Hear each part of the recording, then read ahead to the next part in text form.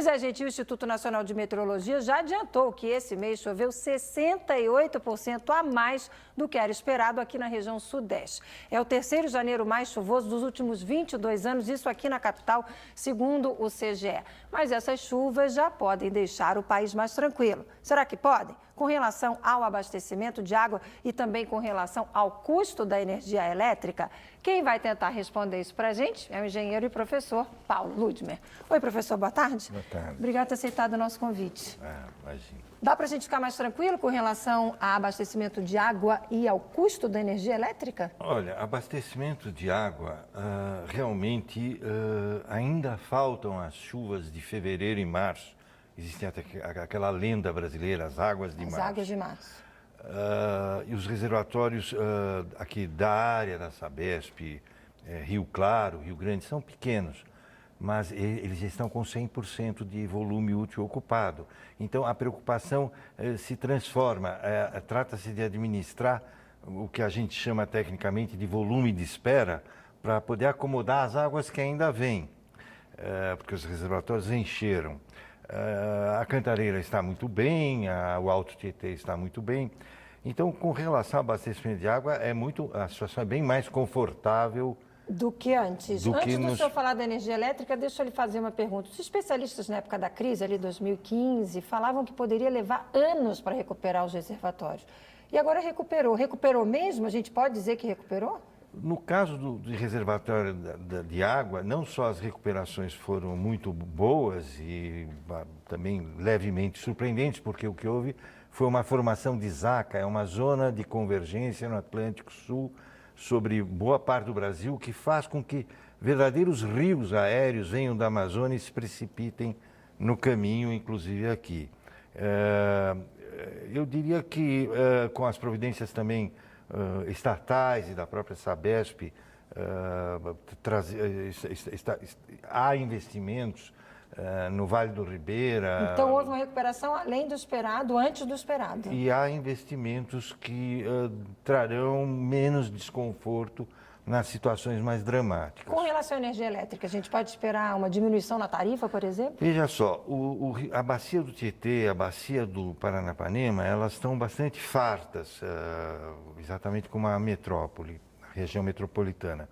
Mas elas representam menos de 5% das necessidades nacionais e todo o sistema nacional interligado. O Sudeste tem esse período chuvoso que vai de novembro a maio. Os reservatórios Sudeste, especialmente do Rio Grande, são muito importantes para nós, o Rio Grande e o Rio Paranaíba. O Grande é a fronteira de São Paulo com Minas, basicamente. Paranaíba é mais para o centro-oeste. No Grande já se anotam graus, índices de volume nos reservatórios, Furnas, em especial, já razoáveis. A situação no Paranaíba não é a mesma. Então, primeiro ponto, que é uma boa notícia, não serão ligadas as térmicas, então em fevereiro não será cobrada aquela tarifa adicional pelas térmicas. Há uma sobra de energia no Brasil por causa da recessão, da ordem de 8, 9 gigawatts, o que é praticamente igual a um mercado do Nordeste inteiro. E esta sobra pressiona o preço para não subir. Aliás, os preços caíram no mercado livre, mercado atacadista de energia, onde as empresas compram, da semana passada para essa cerca de 20%, enquanto subiram no Nordeste, onde a situação é mais dramática. As águas que estão caindo entre Brasília e Belo Horizonte, é o quadrilátero básico, onde tem que entrar água para energia.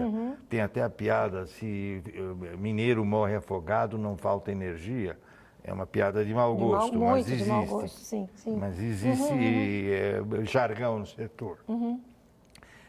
Essas águas que estão entrando na região de Belo Horizonte, pelo Rio das Velhas, levam 19, 20 dias para atravessar o Rio São Francisco, Três Marias, deve melhorar a situação de Sobradinho, é um lago de 100 quilômetros e que está com 10%, pouco mais. Para a gente fechar, para quem está em casa, para o consumidor, com toda essa situação que no primeiro momento parece extremamente favorável, qual é a dica? Ainda vale a dica de economizar? Vale a dica de economizar, sim, porque o governo estará cobrando algo que aumentaria as tarifas em 8% pela desapropriação de ativos ainda não pagos das transmissoras de energia.